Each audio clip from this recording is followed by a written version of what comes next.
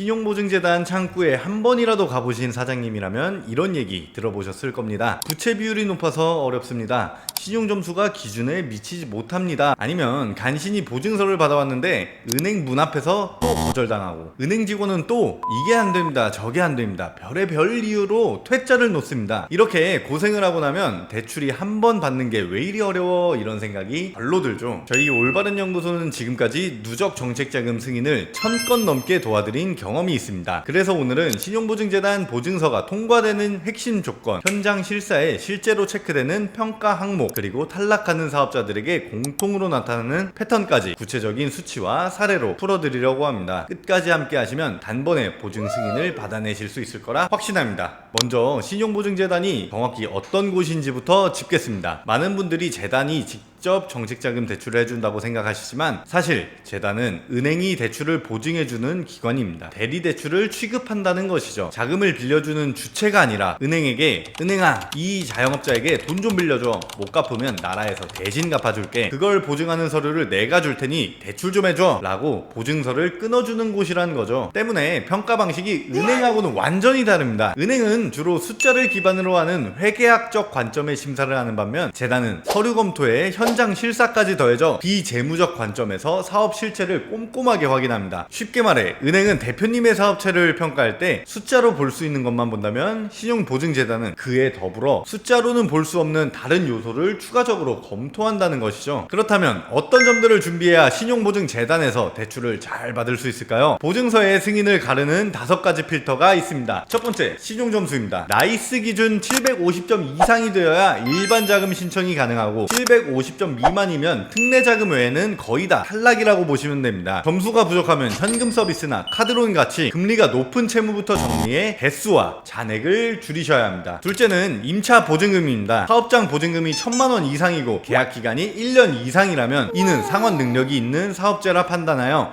가점 요인이 됩니다. 자산이 있는 사업체라고 보기 때문이죠. 셋째는 보유 대출의 구성입니다. 이금융권이나 캐피탈 대출이 3건 이상이면 과다채무자로 분류됩니다. 따라서 내가 캐피탈, 카드론, 저축은행 등 쓰고 있는 대출 기관이 많다면 이걸 하나로 통합하는 과정이 반드시 필요합니다. 넷째, 신청 금액 전략입니다. 필요 자금의 1.5배 정도로 넉넉하게 신청하셔야 감액 심사에 대비할 수 있습니다. 예를 들어 4천만 원이 필요하다면 6천만 원쯤 넣으시면 되고, 정책 자금의 대부분은 중도 상환 수수료가 없으니 초과 승인분은 바로 갚으시면 됩니다. 다섯째는 업력입니다. 개업일로부터 3달이 안 된 경우에는 아예 신청이 불가하고 9회 이상 유지가 됐다면 안정성에 대한 가산점을 받습니다. 반대로 7회가 넘어가면 자립 가능성이 크다며 감점이 들어가니 7살이 되기 전 자금 활용하시는 편을 권합니다. 자, 이제 현장 실사 이야기로 넘어가 보죠. 실사 연락이 왔다는 건 사실상 절반 이상은 온 겁니다. 그런데 여기서 미끄러지면 억울하시잖아요. 가장 큰 탈락 사유는 크게 3가지입니다. 첫 번째, 대표자 부재입니다. 담당자가 방문했는데 대표가 다른 일을 한다고 자리를 비웠다면 신뢰도가 급격히 하락합니다. 아까 은행과 다르게 재단은 회계적 자료 외에 다른 것들도 본다고 했죠. 바로 이런 부분을 조심해야 합니다. 따라서 실사 기간에는 대표자 본인이 반드시 사업장에 계셔야 합니다. 두 번째입니다. 사업 설명 미흡입니다. 대표가 사업을 꿰뚫고 있지 못하여 질문에 제대로 답하지 못하면 명의만 대표라는 의심을 받습니다. 바지사장이라고 하죠. 매출 구조와 성장 계획을 대표 스스로 막힘없이 말할 수 있어야 합니다. 대표자의 사업 의지를 평가하는 중요한 요소가 될 수 있습니다. 세 번째, 체납 또는 연체입니다.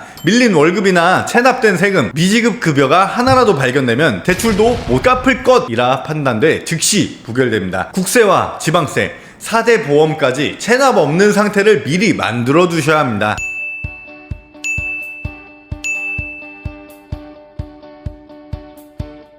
정책자금은 누가 더 간절하냐보다 누가 더 철저히 준비했냐가 승패를 가릅니다. 이미 신용보증재단 한도가 꽉 차 있더라도 중진공, 소진공, 신용보증기금, 기술보증기금처럼 직접 대출을 해주는 기관들은 또 다른 심사체계를 갖추고 있으니 추가적으로 자금 확보가 가능합니다. 앞으로도 올바른 자금연구소는 대표님들께 실질적인 재무 솔루션을 전해드리겠습니다. 시청해주셔서 감사합니다. 구독과 좋아요, 알림 설정으로 다음 정보도 놓치지 마세요.